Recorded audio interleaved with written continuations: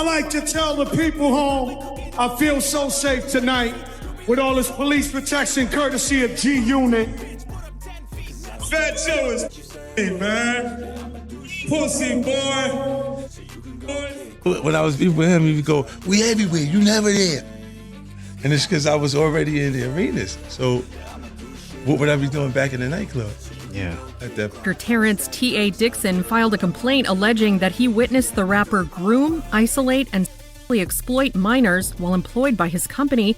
A lawyer for Fat Joe, whose real name is Joseph Antonio Cartagena, fired back. Welcome back to your daily dose of scandal and glamour. 50 Cent just clapped back after breaking news dropped. Fat Joe allegedly tried to get him wiped off the map, and now Joe's name is splattered all over a wild RICO lawsuit that's digging up some dark secrets from the past. This ain't just no rap beef anymore. We're talking about straight-up murder plots. The lawsuit claims Joe didn't just diss tracks. He allegedly ran his crew like a whole criminal empire. There are even disturbing whispers online calling him a PDF file. Yeah, folks are throwing around that serious kind of label. And here's the crazy part. The man exposing it all is Joe's own hype man, someone who was riding for him for over 10 years. So where does 50 Cent come in? Well, y'all already know. Back in the day, the beef between G Unit and Terror Squad was real grimy. And according to the lawsuit, Joe allegedly tried to get 50 taken out multiple times. The only reason it didn't go down, 50's security team was too sharp, tight as a vault. But now, things just got real weird, because 50 finally broke his silence. And what he's saying don't fully match the lawsuit. He's acting like it wasn't all that deep. But fans are asking, why downplay a hit attempt on your life unless there's something else going on behind the scenes? So now everybody's locked in on this case. What exactly does this RICO lawsuit say about Fat Joe? What's the real tea on 50's side of the story? And are we finally seeing the truth behind one of the most dangerous feuds in hip-hop history? Buckle up, because this ain't just about Fat Joe getting sued. It's looking like the streets are about to talk louder than ever. Once you hear the names, the timeline, and the dirty details, this situation gets real crazy. Let's break it all down. This brand new lawsuit from Fat Joe's ex-hype man, Terrence Todd Dixon, is making serious waves. According to Dixon, Joe wasn't just trying to shut 50 Cent up. He wanted him gone for good. He says Joe ordered a hit right in the middle of their infamous beef and planned to make it look like just another street robbery. The lawsuit flat out accuses Fat Joe of plotting a premeditated murder conspiracy against none other than Curtis Jackson, better known as 50 Cent, back in the winter of 2006 to 2007. It claims Joe, aka defendant Cartagena, was living in Miami when he got a call tipping him off that 50 was at a venue in New York. That's when it went down. What happened, Dad? It's Fat Joe's record. I listened to it. It hurt me. I can't do it. I can't do it. I don't care about the money. I care about the money. According to the lawsuit, Joe allegedly gave the green light to take 50 out, but here's what stopped it. 50 was rolling with security so tough, the hitters backed off. Dixon says they were built like Navy SEALs, and the whole crew got shook. And get this, Fat Joe allegedly put money on 50's head, but got mad when the job didn't move fast enough. If any of this is proven true, we're not just talking beef. We're talking a full-blown attempted hit in the middle of the rap game. Dixon's lawsuit just keeps getting wilder. He's claiming that Fat Joe didn't just have a quick impulse, he'd been trying to get at 50 Cent for a minute. The court docs say Joe was visibly shaking and furious when talking about how the plan flopped, which shows this wasn't just tough talk. There was serious intent, coordination, and people allegedly working under his orders. According to Dixon, the plan was to track 50 using his performance schedule, then pull up on him at public venues to catch him slipping. Straight up ambush style. So when the lawsuit hit the headlines and 50 finally spoke up, fans thought he was about to go nuclear. But nope, 50 flipped the script completely. He posted a pic of him and Fat Joe with Young Buck's "Prices on My Head" playing in the background, and the caption had people scratching their heads. 50 wrote, "These baseless accusations and claims are not credible. I'm sorry Joe has to endure the public scrutiny and damage to his reputation. This is a stick-up. I wrote this hook. I should have kept this one." Now everybody's trying to figure out, is 50 being real or just petty genius? One person said, 50's playing chess. If he does this, Joe's gonna stay loyal because he knows it's true. Another fan joked, sincere, my But here's the kicker. This isn't just some random outsider talking. Dixon was on the inside, someone who allegedly saw it all, claiming Joe ran his business like a mob boss, and that putting a hit on 50 was just one of the shady moves going down behind closed doors. According to the lawsuit, Dixon says Fat Joe put him through years of humiliation, forcing him into degrading situations that were controlled, watched, and backed by heavy threats. He claims that during certain events, including international trips, he was pressured to perform under stress, with the constant fear of being stranded in foreign countries if he didn't go along with what was demanded. Dixon alleges that to stay in Joe's inner circle, he was coerced into over 4,000 acts, all part of what he describes as a disturbing power dynamic within Joe's so-called enterprise. But the most serious part of this lawsuit, Dixon's claims about what he saw with his own eyes. He says Fat Joe was involved with multiple female victims who were not of legal age at the time.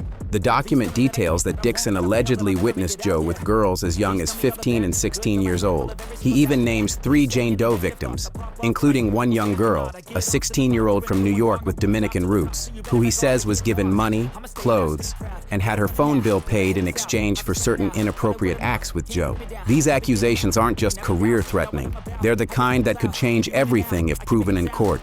The second alleged victim mentioned in the lawsuit is described as a Caucasian girl who wasn't a U.S. citizen. According to Dixon, Fat Joe began a relationship with her when she was just 15 years old, after one of his concerts overseas. Dixon further claims that Joe didn't stop there. He allegedly flew her out to both New York City and Miami several times afterward. But what's being alleged next is truly unsettling.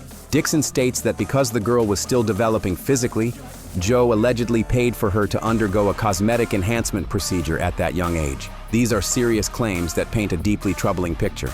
Then there's Jane Doe 3, described as a Latina teenager who first met Joe when she was 15, turning 16.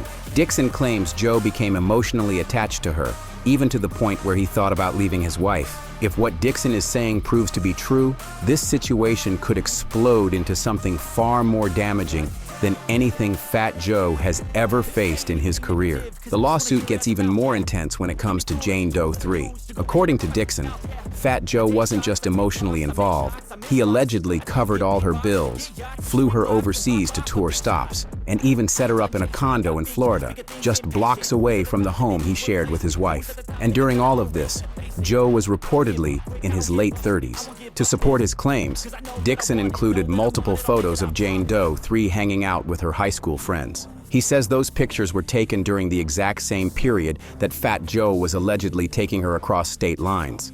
So, is Fat Joe now facing full-blown RICO charges? Here's where it gets interesting. This is a civil RICO lawsuit, not a criminal one. That means no federal agents kicking down doors, at least not yet. Civil RICO is a type of lawsuit where a private citizen can sue someone under the same powerful law originally designed to take down the mafia and organized crime rings. To win a case like this, the person suing, in this case T.A. Dixon, has to prove that the accused was operating as part of a structured enterprise, not just acting solo.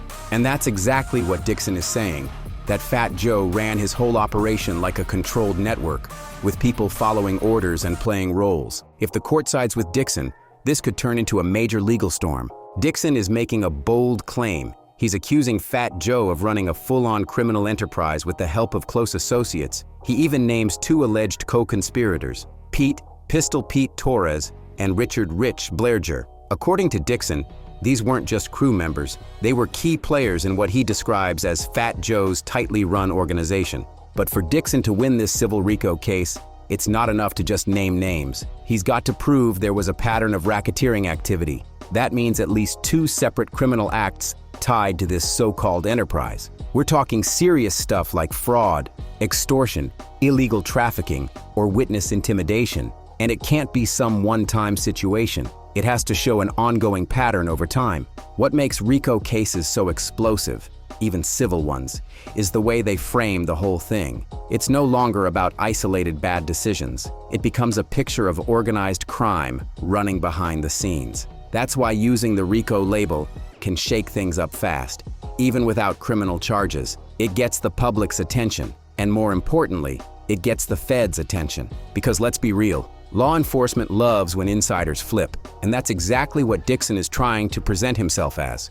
Someone who was on the inside, watched it all go down, and is now ready to spill the details. And this isn't coming out of nowhere. The hip-hop world has already seen its fair share of RICO chaos lately, from YSL to Casanova. So if Fat Joe was really running something for over a decade, the big question people are now asking is, why did T.A. Dixon keep quiet for so long? 50 Cent called the lawsuit a stick-up. But what really made Terrence Dixon finally speak out after all these years? According to him, it all came down to fear. Not just fear of losing his spot in the industry, but fear for his life. Dixon claims that the moment he tried to back away from Fat Joe's circle, threats were made, and Joe kept him close because he knew too much. Most people outside the music biz don't know Terrence Dixon by name, but he wasn't some random. He was Fat Joe's hype man for 16 years, right there beside him on tour after tour. Now he's flipping the entire story and saying Joe used his power to control the people around him through fear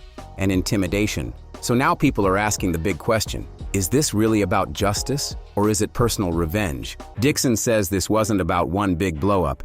He claims it was years of being mistreated. According to him, he was underpaid, overworked, and eventually pushed out when he stopped going along with Joe's demands. And here's where things get even messier. Dixon isn't just going after Joe. He's also dragging Roc Nation into the lawsuit. Yeah, that Roc Nation. Dixon claims Roc Nation helped Fat Joe run his operation, describing them as a strategic partner that either knew or chose not to see what was going on. He accuses them of facilitating racketeering activity and says he himself was one of the victims. In the lawsuit, Dixon lists forced labor, financial fraud, retaliatory threats, and even claims of exploitation as part of the misconduct he endured while tied to Joe's circle.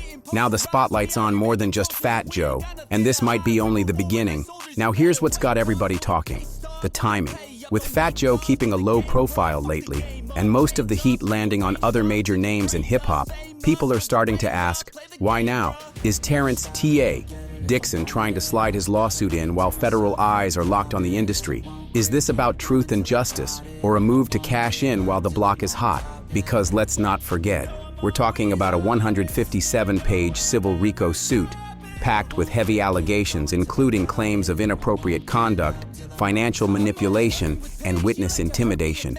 Yet somehow, in the middle of all this mess, 50 Cent is brushing it off, saying Joe's being set up, and that's raising even more eyebrows. But now, Fat Joe's under fire, and Roc Nation, Jay-Z's own company, is named as a co-conspirator in the lawsuit, and yet 50's not just quiet, he's shrugging it off. So maybe that fan had a point when they said, 50 plays chess. Maybe this isn't about defending Joe at all. Maybe 50's just keeping things cool to protect his own position. Because if any of these claims turn out to be real, and if Joe really did put a price on 50's head, this could just be the first domino to fall. The RICO wars are heating up, and now insiders are whispering that the feds might not stop with Joe. They could be looking at 50 next. And if you enjoyed this video, don't forget to like, subscribe, and share to stay in the loop with all the latest. Hit that notification bell so you never miss an update, and I'll catch you in the next video.